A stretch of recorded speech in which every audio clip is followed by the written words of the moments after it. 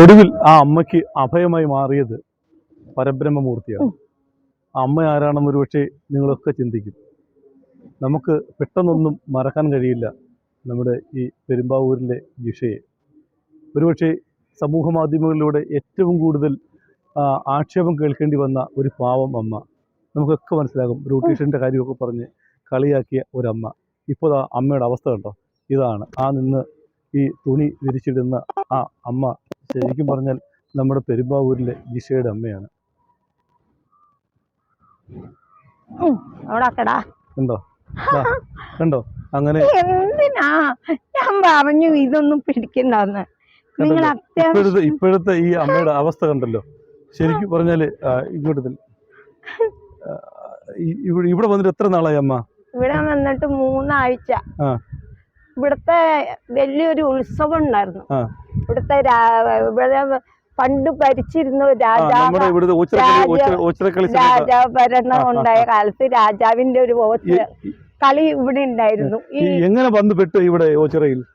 അത് ഒരുപാട് ആൾക്കാർ വന്നേക്കും ഇവിടെയൊക്കെ വന്ന കാര്യങ്ങളൊക്കെ ആളുകൾ പറഞ്ഞു ഞാൻ കേട്ടിട്ടുണ്ട്.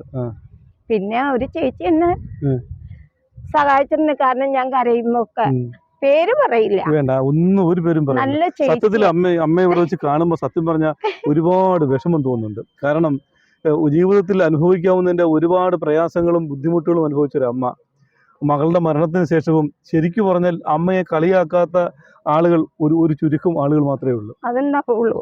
നല്ല മനുഷ്യരെന്ന് പറഞ്ഞാൽ എൻ്റെ പിള്ളേനെ എന്നെ ഉപദ്രവിക്കാത്ത, എൻ്റെ കൊച്ചിനെ കൊന്നതിൽ പങ്കെടുക്കാത്ത ആളുകളിൽ ആരെങ്കിലും കുറച്ച് പേരേ ഉണ്ട്. ബാക്കിയൊക്കെ എല്ലാ ആൾക്കാരും കണക്കാ. എല്ലാവർക്കും കൂർക്ക് വിളിക്കാനും ചിലവർക്ക് എന്നെ ദഹിക്കല്ല, ഇഷ്ടപ്പെടല്ല. എന്നെ ചിലവർക്ക് പിടിക്കണില്ല. ഇപ്പൊ പഴയതുപോലെയുള്ള ഭംഗിയും സൗന്ദര്യമൊന്നും ഇല്ല. ബ്യൂട്ടീഷ്യൻ ചെയ്യലില്ല. അപ്പൊ അവര് പറയുന്നത് ഞാൻ ഇതുവരെ ചെയ്യാത്തൊരു സംഭവം ആട്ടോ അത്. പെണ്ണുങ്ങളും അറിഞ്ഞിന്ന് ഞാൻ അന്ന് സെറ്റ് അവിടെ നിന്ന് അലക്കാൻ കൊടുത്തത് സ്വന്തമായിട്ട് മേടിച്ചു കൊടുത്തതാ. തലേദിവസം ഞാൻ അവരോട് വിളിച്ചു പറഞ്ഞു, ഞാൻ അമ്മയുടെ പെരുമ്പാവൂര് ക്ഷേത്രത്തിൽ പോയിപ്പോ തിരുമേനി പ്രസാദം വന്നപ്പോ തിരുമേനി എന്നെ ചേച്ചി നിങ്ങൾക്കുടെ കുടുംബത്തിന് ഭയങ്കര ദോഷമുണ്ട്, അതുകൊണ്ട് അമ്മ കുടുംബക്ഷേത്രം എവിടെ ഉള്ളതെന്ന് വെച്ചാൽ അത് കണ്ടുപിടിച്ചിട്ട് അവിടെ പോയി മോളുടെ നാളും പേരും പറഞ്ഞ് അവിടെ ഒരു അന്നദാനം കൊടുക്കാൻ പറഞ്ഞു. അന്നെന്ന് പറഞ്ഞാൽ ഞാൻ പറഞ്ഞ മീര ജാസ്മിൻ 2 ലക്ഷം തന്നു, ജയറാം 2 ലക്ഷം തന്നു. പിന്നെ ജയറാമൻ 2 ലക്ഷം തന്നു. പിന്നെ പിള്ളേരുടെ അച്ഛനും പിള്ളേരും ഒക്കെ പുലേരായിരുന്നു. എനിക്ക് സ്ത്രീധനം കൊടുത്ത് കെട്ടിക്കല്ലാത്തോണ്ട് ഞങ്ങള് ഈടവരാ, ചുമാരാ. അപ്പൊ സ്ത്രീധനം കൊടുക്കാൻ കെട്ടിക്കാൻ നിവൃത്തിയില്ലാത്തോണ്ട് ഈ എന്റെ പിള്ളേരെ അച്ഛൻ ഏത് നേരം ചോദിച്ചു എന്ന് അമ്മയ്ക്ക് സ്വൈര്യക്കേടും. അപ്പൊ അമ്മ പറഞ്ഞ ഇച്ചിരി എന്തെങ്കിലും കാതലും കഴുത്തിലും ഒക്കെ ഉണ്ടാക്കിയിട്ട് അമ്മയ്ക്ക് സുഖമില്ലാത്ത ഒരാളാ, 2 ഹാർട്ട് അറ്റാക്ക് ഒക്കെ കഴിഞ്ഞതായിരുന്നു.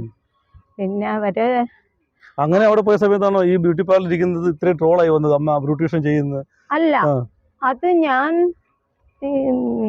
ഈ പെണ്ണുങ്ങൾ എപ്പോഴും എന്നെ വിളിയാ, ചേച്ചി വാ ചേച്ചി വാ ചേച്ചി, ചേച്ചി വെറുതെ വീട്ടിലിരിക്കണ്ട, ചേച്ചിക്ക് വിഷമമൊക്കെ അല്ലേ. അപ്പൊ ചേച്ചി ഒരു കാര്യം, ഞങ്ങൾ ഇവിടെ ഉണ്ടല്ലോ, ഞങ്ങളുടെ അടുത്തേക്കൊക്കെ ഒന്ന് വാ. അപ്പൊ ഞാൻ എനിക്ക് ബ്ലൗസ് തയ്ക്കാൻ കുറവായിരുന്നു. അപ്പൊ അന്ന് 2 ബ്ലൗസ് തയ്ക്കാൻ കൊടുത്തിട്ടുണ്ടായി. അപ്പൊ എനിക്കറിയില്ല, ഈ പൂജാരി ഇങ്ങനെ പറയുന്നുള്ള കാര്യം നമുക്കറിയില്ലല്ലോ.